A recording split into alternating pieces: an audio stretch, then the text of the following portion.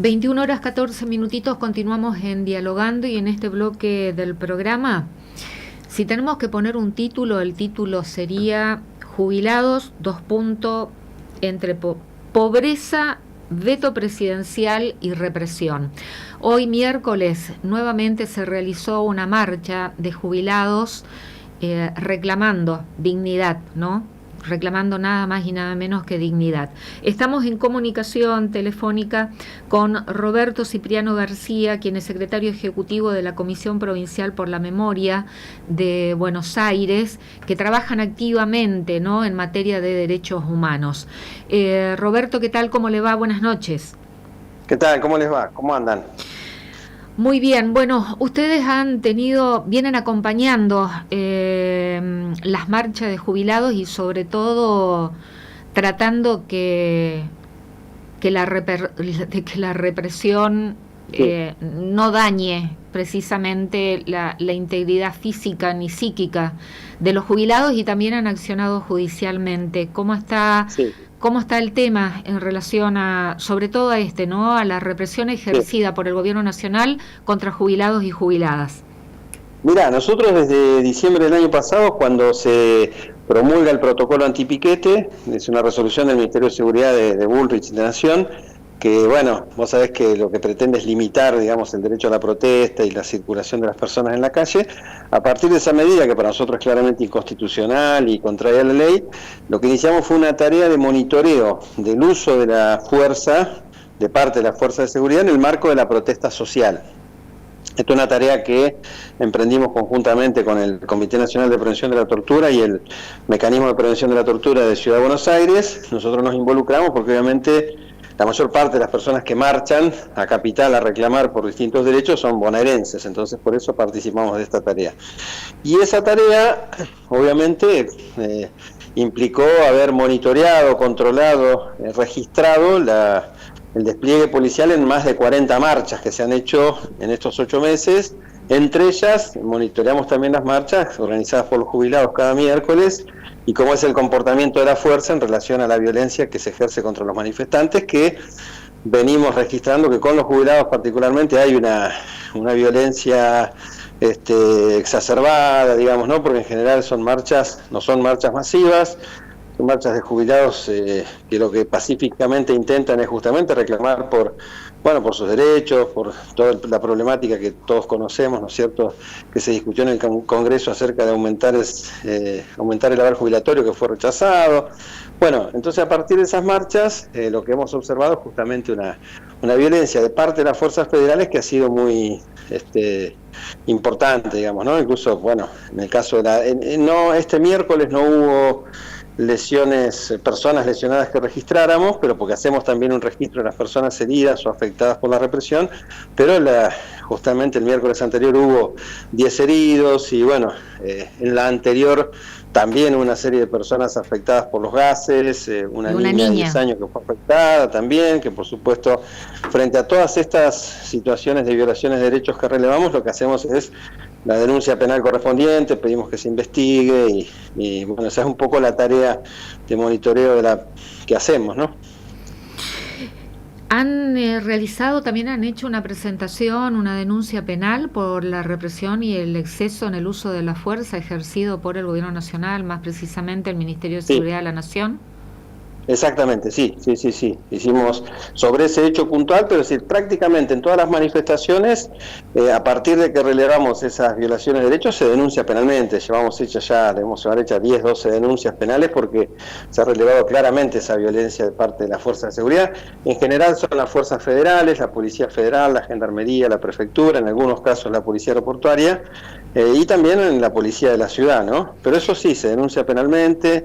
Hemos presentado los corpus preventivos para que se garantice que las policías no agredan a los manifestantes con carácter previo a la manifestación, y también hemos comunicado todas estas situaciones a los organismos internacionales de derechos humanos, a la Comisión Interamericana, a los comités de Naciones Unidas, para que solicitarles que intervengan. ¿Y qué respuesta hay?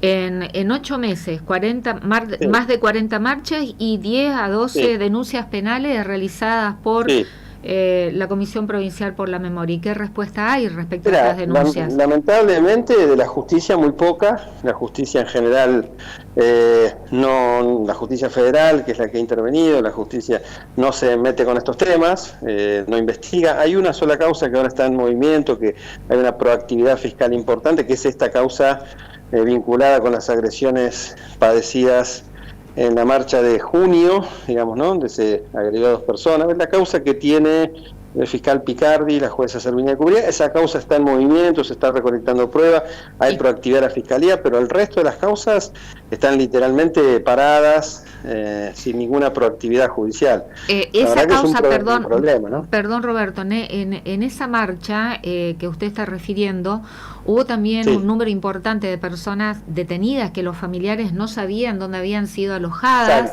que estuvieron días detenidas, incomunicadas, y en donde la jueza Servini, en resoluciones muy contundentes, ordenó que sean liberadas. Sí, porque en realidad lo que se intentó es construir.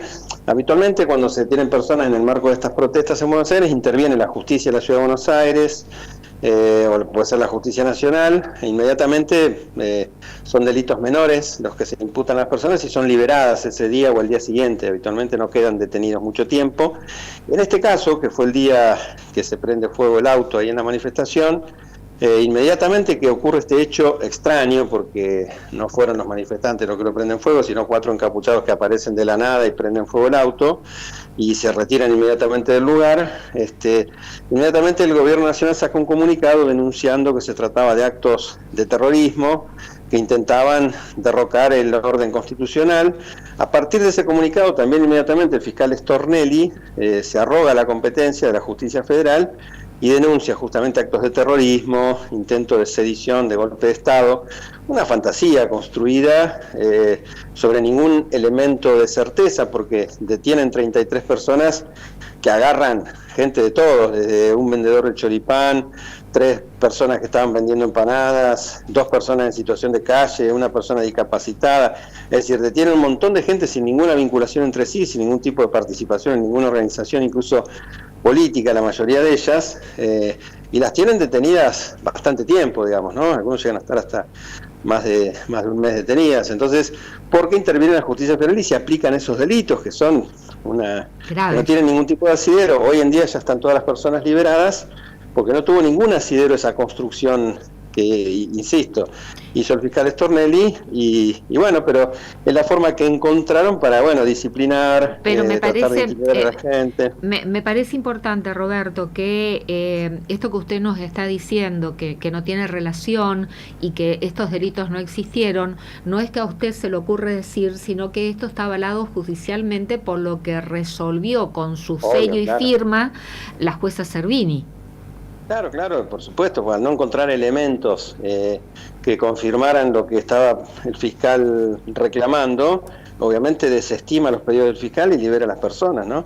Es muy claro, y por eso liberan a todas las personas y no queda nadie detenido. Ahora, eso pasa mucho tiempo después, ya prácticamente no está en los medios de comunicación, es una noticia que no se conoce, y lo que queda es esto, ¿no?, de que un grupo importante de personas intentaron derrocar al gobierno, cosa que realmente no fue así, porque además no hay acreditada ninguna violencia de parte de estas personas. Es más, dentro de esas 33 no está ninguno de los 4 encapuchados que prendieron fuego el auto. Eso estaba por preguntar, si fue eficiente el trabajo de las fuerzas de seguridad, que prácticamente estaba militarizada ese sector de la ciudad, si fueron identificados y luego detenidos estas personas que incendiaron ese auto y que produjeron esos incidentes. Ellos claramente no. Y además es una zona de capital que tiene cientos de cámaras de seguridad, de domos de la ciudad, es decir, está filmado por todos los ángulos posibles, es decir, realmente no se quiso identificar a las personas, no se las quiso detener, y por supuesto no se identificaron, ¿no? En la experiencia que ustedes tienen y que vienen, bueno, años y toda una trayectoria en defensa de los derechos humanos, lo que estamos viviendo ahora en estos 8 meses y con la aplicación de este protocolo antipiquetes, denominado así por Patricia Bullrich, la ministra de Seguridad de la Nación de Javier Milei, ¿cómo observan la situación que estamos atravesando y respecto a el aumento en la escalada en cuanto a la fuerza represiva por parte de las fuerzas de seguridad federales? Y es una situación bastante novedosa, porque no teníamos en Argentina en los últimos años una violencia represiva tan grande contra las manifestaciones, digamos. Justamente las manifestaciones en Argentina, el reclamo por los derechos a partir de la manifestación pública ha sido en Argentina una medida que se ha adoptado desde siempre en toda la historia. Las conquistas de derechos han tenido que ver justamente con la protesta de la gente en la calle, digamos, ¿no? Incluso de quienes hoy están en el gobierno, porque cuando uno recuerda lo que pasó durante la 125, durante la pandemia, cuando Bullrich cortaba rutas y a caballo, no sé si se acuerdan, sí. Bueno, ahí también se protestaba y ahí tampoco había represión de las fuerzas de seguridad, ¿no? Entonces es una tradición arraigada del pueblo argentino, el reclamo y la lucha por los derechos en la calle, las manifestaciones públicas, y lo que nunca se había visto era la sistematicidad en la represión, digamos, una orden tan clara de directamente reprimir, y lo hacen también para lesionar, para leccionar, digamos, ¿no? Justamente para intimidar a las personas, porque esta violencia represiva, este encarcelamiento brutal, en este caso del que recién hablábamos, lo que genera es que la gente no quiera expresarse, no quiera movilizarse por temor justamente a que lo detengan, a padecer algún tipo de lesión. Entonces, bueno, es una situación bastante novedosa, bastante cruenta, muy cruel, y bueno, vamos a ver cómo sigue, ¿no? Roberto, y recuérdenos qué es la Comisión Provincial por la Memoria, y ustedes han presentado recientemente, creo, el informe anual 2024. Sí.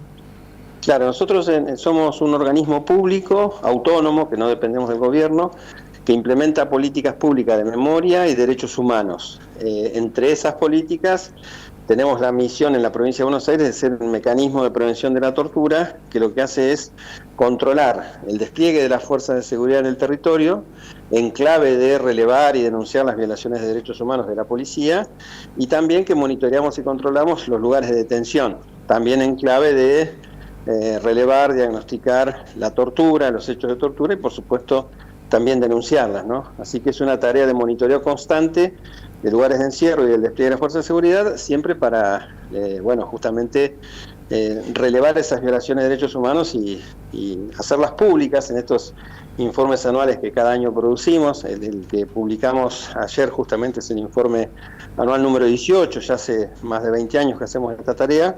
Y bueno, y tiene que ver con eso, ¿no? Con garantizar derechos de las personas que son perseguidas o atrapadas por el sistema penal. ¿Y qué base legal tienen ustedes como comisión? Bueno, hay una sí, la comisión fue creada por una ley en la provincia de Buenos Aires, y después hay una ley nacional, que es la 26827, que crea el Sistema Nacional de Prevención de la Tortura, donde hay un comité nacional, hay diferentes mecanismos locales o comités provinciales de prevención de la tortura. Allí en Corrientes tienen, por ejemplo, también un comité de prevención de la tortura. Cada provincia tiene que designar sus comités de prevención de la tortura, también llamados mecanismos locales, y en la provincia de Buenos Aires, en función de esta ley, la comisión fue designada como el mecanismo local de prevención de la tortura, así que tiene todas esas atribuciones para ingresar a los lugares de detención, entrevistar a las personas detenidas de manera confidencial, presentarse en las causas judiciales, en juicio, para defender a las víctimas de tortura, ¿no es cierto? Esta ley nacional y la creación de estos mecanismos o comité de prevención contra la tortura que tenemos en cada jurisdicción provincial, ¿no? Una ley nacional, tenemos la adhesión de las provincias, la constitución de estos organismos creados por ley en cada provincia. ¿Es un invento argentino o el Estado argentino está obligado a disponer de estos mecanismos de acuerdo a tratados internacionales que ha suscrito? Exactamente, es una muy buena pregunta. Lo segundo, digamos, ¿no? Es decir, Argentina ha suscrito pactos internacionales, incluso estos son pactos que tienen rango constitucional, es decir, que valen tanto como la Constitución, tienen la misma fuerza jurídica. En el caso de la Convención contra la Tortura de Naciones Unidas y el protocolo facultativo a la Convención contra la Tortura, que establece la obligación de los estados que lo firmen de organizar estos dispositivos de control, bueno, en el caso de Argentina adhirió a esos pactos internacionales y entonces está obligada justamente a crear estos mecanismos de control en clave de prevenir la tortura. O sea que cuando se los ve a ustedes, por ejemplo, en estas marchas, que están identificados con unos chalecos, creo que de color rojo, si no lo vi mal, cuando ustedes se los ve trabajando y tratando de contener y de frenar la represión o asistiendo a personas que fueron gaseadas o garroteadas por las fuerzas de seguridad federales, ustedes son autoridades constituidas por una ley nacional, y que además tienen también el respaldo de tratados internacionales, es decir, no están actuando como unos loquitos zurdos de izquierdas comunistas, sino que tienen un respaldo legal a nivel nacional y tienen también un respaldo de tratados internacionales con rango constitucional. Sí, exactamente. Ese es el alcance de nuestra tarea y la cobertura legal que tenemos. Es una función institucional, es una misión que tiene que ver justamente con, nosotros lo que hacemos es monitorear, es decir, registramos, filmamos, sacamos fotos, vemos cómo es ese desempeño, intervenimos cuando detienen personas para ver sus datos, para ver que cuando los detienen no haya violencia, asistimos a las personas cuando muchas veces son víctimas de esas afectaciones por el gas pimienta o por las postas de goma. De hecho, en estos meses prácticamente 10 compañeros nuestros han sido afectados, en algunos casos por posta de goma, en otros casos por afectaciones del gas pimienta que se arroja. Así que bueno, esa es un poco la tarea y bueno, somos también a veces víctimas de esas situaciones de represión, ¿no? Roberto Cipriano García, le agradecemos esta comunicación, ha sido usted muy amable, que tenga buenas noches. Gracias a ustedes, un abrazo. Gracias. Secretario Ejecutivo de la Comisión Provincial por la Memoria de Provincia de Buenos Aires, que preside el Nobel de la Paz, Adolfo Pérez Esquivel.